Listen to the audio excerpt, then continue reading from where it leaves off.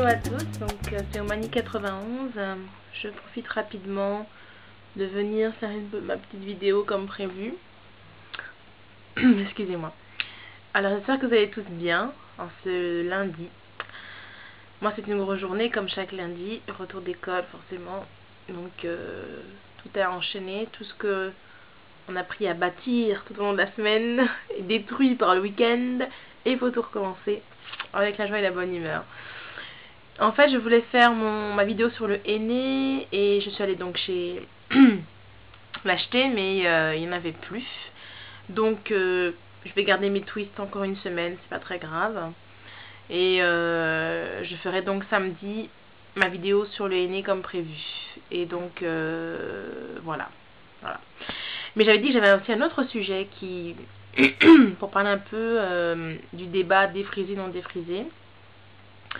Et donc ayant fait beaucoup de forums et de sites, j'ai vu qu'il y avait quand même déjà un gros engouement pour le retour naturel. Donc déjà pour ça, je veux faire un gros encouragement et un gros bravo à toutes les personnes qui sont en transition, à toutes les personnes qui sont en train d'y réfléchir et de s'y préparer, et toutes les personnes qui ont fait le retour naturel depuis déjà plusieurs mois, plusieurs années. Bravo à vous.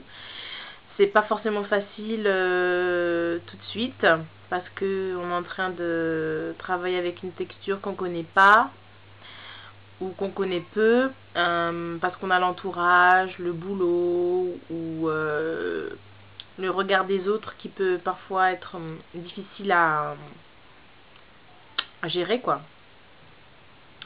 Et donc voilà, je vous dis à commencer par ça. Et je voulais dire qu'en fait, je trouve que des fois, des paroles ou des propos sont assez virulentes par des non-nappies, ou par des nappies, ou par des nappies, pardon, ou des défrisés. Chacun campant sur leur position.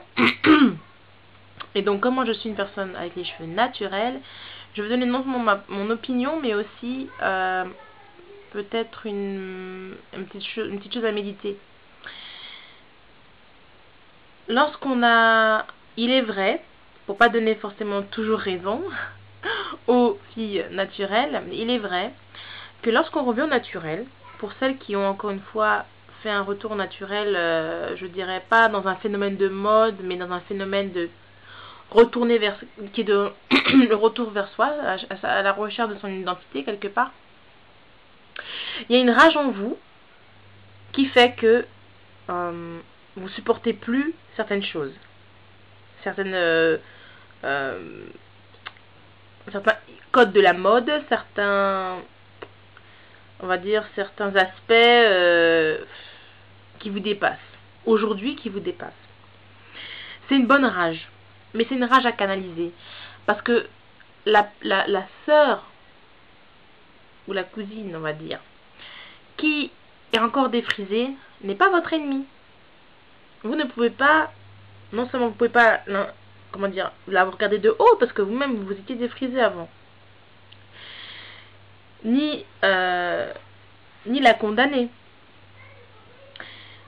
en sortant toutes sortes de paroles. Ah, tu es.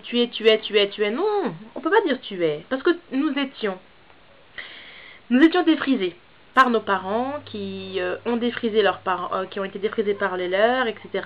On sort d'un cycle, on va dire. Donc je comprends qu'on a envie d'exposer cette vérité, parce que c'est une vérité. Le défrisage, c'est pas bon pour les cheveux.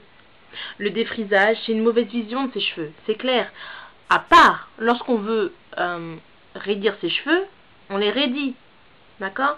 Mais défriser ses cheveux de façon si radicale et de façon si, on va dire, peu unhealthy, comment on dit en unhealthy, oh là là, pas faire des trous dans ma vidéo, après il faudra que je fasse des montages. De façon aussi peu je bug. Comment on dit ça? Je ne sais pas le mot. Je le trouverai, voilà, unhealthy en anglais. Je vous le mettrai en français pour ceux qui ne savent pas. J'ai vécu en Angleterre et je connais, malgré que je suis française, il y a des mots anglais que je connais et que je ne connais pas la signification en français. Ne me demandez pas pourquoi. On va passer la nuit du sujet. Donc, quand il est question de santé la santé de ses cheveux, le défrisage n'est pas forcément une bonne approche. Donc, il y a des personnes qui de temps en temps lissent leurs cheveux, ou de temps en temps avec le sèche-cheveux tirent leurs boucles, pour changer de tête, ou parce qu'aussi leurs cheveux sont très très crépus. Mais le défrisage, c'est-à-dire chimiquement parlant, c'est pas bon. J'avais vu le film de Chris Rock qui s'appelle Good Hair, et on montre une canette de coca dans la solution chimique du défrisage. Et la canette, elle fond, quoi. Donc imaginez les cheveux, imaginez le crâne, le contact du défrisage qui rentre dans les pores de votre peau, juste en dessous de votre cerveau. On ne me fera jamais croire que le défrisage est quelque chose de bon. Jamais. Ni le traitement à la kératine, mais j'en reviendrai une autre fois sur ça. Ou les colorations. On peut forcément trouver d'autres moyens, d'accord, mais de façon moins agressive et qui respecte votre corps et votre cheveu. Donc comme je disais, l'ennemi n'est pas la sœur qui, comme vous, essaye simplement d'arriver à se coiffer. Parce que c'est vrai qu'il y a des gens qui n'arrivent pas à se coiffer. Moi, avant que je me défrise je me défrise plus les cheveux, je savais faire quelques tresses de temps en temps, enfin je veux dire des nattes. Je sais pas faire de rajout, je savais pas faire de vanille, je savais pas faire de tresses collées, je savais rien faire. Donc je me suis retrouvée au dépourvu et moi aussi j'ai continué à me défriser les cheveux. J'avais quand même des longs cheveux, des beaux cheveux. Et voilà, toujours en queue de cheval. Jamais de style. Je ne pouvais jamais penser qu'on pouvait faire une tête avec des vanilles. Et quand je le faisais, j'avais pas forcément beaucoup de volume. Parce que le cheveu défrisé, un cheveu qui n'a pas forcément beaucoup de volume. Et les gens à qui vous devrez en vouloir, ce sont tous les cosmétologues. Ce sont tous ces gens qui sont payés sous le manteau pour vous faire croire que le défrisage c'est quelque chose de bien. C'est à eux qu'il faut en vouloir. Même si je comprends cette rage, comme je disais, c'est comme si, on va dire, ce n'est pas du tout mon expérience personnelle, ma mère est un bijou. Mais il y a des enfants, leur mère leur dit chaque jour, tu es moche, tu n'arriveras à rien, tu n'es pas belle, tu n'es pas belle, tu n'es pas belle. Alors la personne, elle croit qu'elle n'est pas belle. Mais le jour où vous lui expliquez qu'elle est belle, et qu'elle voit qu'elle est belle, il y a une rage en elle qui fait qu'elle veut repartir. Et c'est ça qui arrive souvent aux filles qui retrouvent naturelles. On leur a tellement dit que les cheveux crépus n'étaient pas beaux, que après quand elles voient la crinière qu'elles ont sur la tête et comment c'est beau, et ben la plupart, elles sont, on va dire, enragées. Parce que quand on vous ment, ça vous hérisse le poil.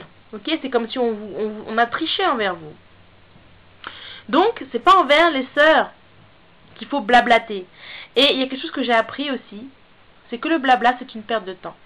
Si vous voulez montrer à une non-nappie que les cheveux crépus sont une vraie beauté pour la femme noire, il y a le témoignage. Prenez soin de vos cheveux et au fil des mois et des années, celles qui vous diront « Comment as-tu pu penser que le cheveu crépus était beau? Comment ça se fait que tu ne défrises pas tes cheveux? Le cheveu crépus est sale, le cheveu crépus est moche » et toutes sortes d'aberrations. Et qu'elles verront simplement une crinière magnifique qui brille au soleil et qui bouge avec le vent, messieurs, mesdames. Oui, qui ne reste pas plaquée comme une queue de souris. Derrière la tête, ces personnes reverront leur jugement. Je parle aussi par rapport aux hommes. Ils reverront leur jugement aussi. Parce que les hommes, ce dont ils parlent, ce dont ils voient. Pour beaucoup de personnes qui sont, que ce soit défrisées, ou qui font des tissages, ou qui mettent des perruques tout le temps et des rajouts, laissent leurs cheveux à l'abandon. Et quand vous ne faites que voir ça, vous en tirez des conclusions. Donc si vous voulez montrer que le cheveu crépus est un beau cheveu, si vous voulez montrer que Dieu a fait grâce à la femme noire d'avoir des cheveux crépus et que Dieu ne fait pas d'erreur, alors c'est votre message qui paiera. Voilà. Je voulais donc laisser ce petit mot à toutes les nappies de France, de métropole et du monde entier. Allez, soyons fous. Et vous dire que vous êtes belle, que le cheveu crépus n'est pas une erreur et que Dieu fait toutes choses de façon magnifique. Il n'y a pas d'erreur chez Dieu. Donc, si vous avez une mauvaise vision du cheveu crépus, au lieu de dire que le cheveu crépus n'est pas bon, essayez de comprendre comment Dieu l'a créé, comment il l'a composé, et vous verrez que si vous faites selon les règles de Dieu, les cheveux on va dire, resplendissent. Voilà. C'était ma petite méditation sur le sujet. Je voulais aussi dire que j'ai médité sur quelque chose tout à l'heure de très très beau au sujet de la création. Quand on mange une tomate, à l'intérieur il y a... Non, je ne suis pas Jean-Claude Van Damme. Hein. Ce que je dis a un sens. Quand on mange une tomate, il y a à l'intérieur, on va dire, une trentaine de pépins. Ça veut dire que Dieu ne crée rien sans que pour derrière, il y ait un sens. Dans une tomate, il y a de quoi en faire pousser 50. Ok? Donc, vos cheveux, à première vue, il faut aller un peu plus en profondeur que de voir des cheveux. Ok? Il faut essayer de comprendre comment ça marche. Il faut comprendre son mécanisme. Même si, et d'ailleurs, pour pousser de tout plus loin, vous pouvez même avoir les graines de tomates dans vos mains, mais si vous ne savez pas comment les utiliser, ça restera des graines de tomates. Elles vont sécher, elles vont mourir et elles vont rien apporter. Donc tout ce qu'on a autour de nous a un sens, un but. Et quand on sait de quoi il en est, alors on peut faire quelque chose de bien avec. Je vous souhaite une bonne soirée. Je vais donner à manger à mes enfants. Et je vais me faire le plaisir d'aller me coucher. Parce que je suis fatiguée. Je vous dis à bientôt. Passez une bonne semaine. Et je reviendrai donc samedi pour comment j'enlève mes twists. De façon plus rapide. Pas pour faire les twist out. Ça n'a rien à voir. Hein. Les twist out, on veut garder des boucles. Mais là, c'est vraiment pour enlever. Mettre le doigt. Tirer. Comme ça, on va dire. Et comment je fais mon henné. Je vous souhaite une bonne soirée. Je vous dis à bientôt. Ciao.